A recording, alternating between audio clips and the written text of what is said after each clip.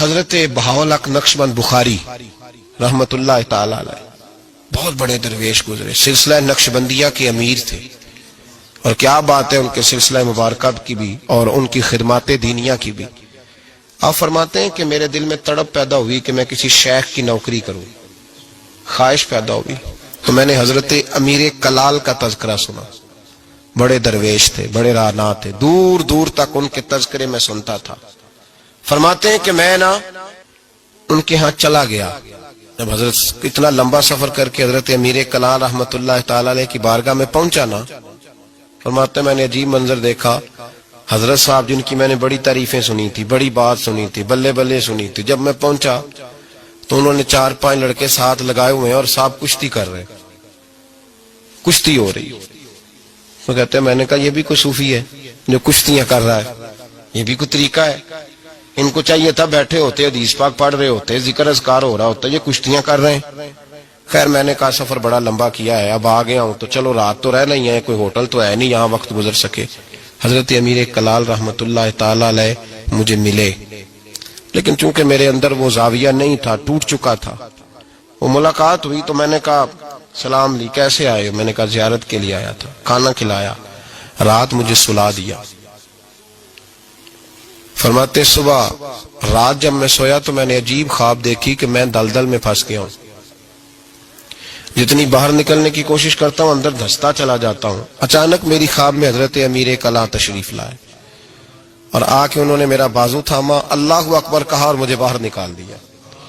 فرماتے میں جب اٹھا تو پسینے سے شرابور تھا، حالت میری بڑی عجیب تھی۔ اتنی دیر میں فجر کی اذان ہوئی، نماز پڑھی تو حضرت امیر کلال رحمت اللہ علیہ خود میرے لیے ناشتہ لے کے آئے اور فرماتے ہیں میرے آگے ناشتہ رکھ کے کہنے لگے بیٹے اگر ہم کشتی نہ کرتے تو رات تجھے دلدل سے کیسے نکالتے؟ اگر کشتی نہ کرتے تو دلدل سے تجھے کیسے نکالتے؟ پھر فرمانے لگے یہ کشتی میں لوگوں کو اپنا پہلوان ثابت کرنے کے لیے نہیں کر رہا، مجھے پتا چلا ہے کہ کافر اس علاقے پہ حملہ کرنے والے ہیں، ہم بھی جہاد کی تیاریاں کر رہے ہیں۔ تو یہ جہاد کی تیاریوں کے لیے کام ہو رہا تھا، تو نے پوچھ تو لینا تھا بات کیا ہے، تو نے تھوڑا پوچھ تو لینا تھا، تو تھوڑا سا تفصیلات میں چلا جاتا، کسی سے پوچھ لیتا۔ دیکھیں نا کبھی کبھی میں محبوب کے وہ فرمان دیکھتا ہوں تو دل میرا کھل اٹھتا ہے۔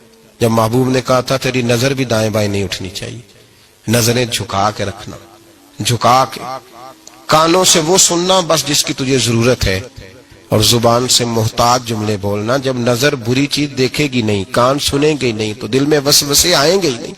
ہمیں تو پہلے دن سے شریعت نے محتاط رہنے کا حکم دیا۔ میرے عزیز دوستو، سلسلہ طریقت کے عزیزوں، میری آپ سے یہ گزارش ہے، سمجھ لیں ایک نئے سرے سے دوبارہ سبق شروع کر رہا ہوں آپ کے۔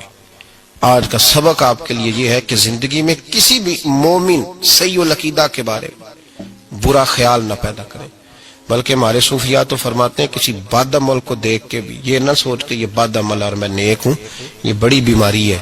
فرماتے ہیں ہو سکتا ہے ایک وقت ایسا آئے تیری توفیق چلی جائے اور اس کو اللہ توبہ کی توفیق دے کے اپنا ولی بنا لے، تو اچھی سوچ رکھ، مثبت رائے قائم کر۔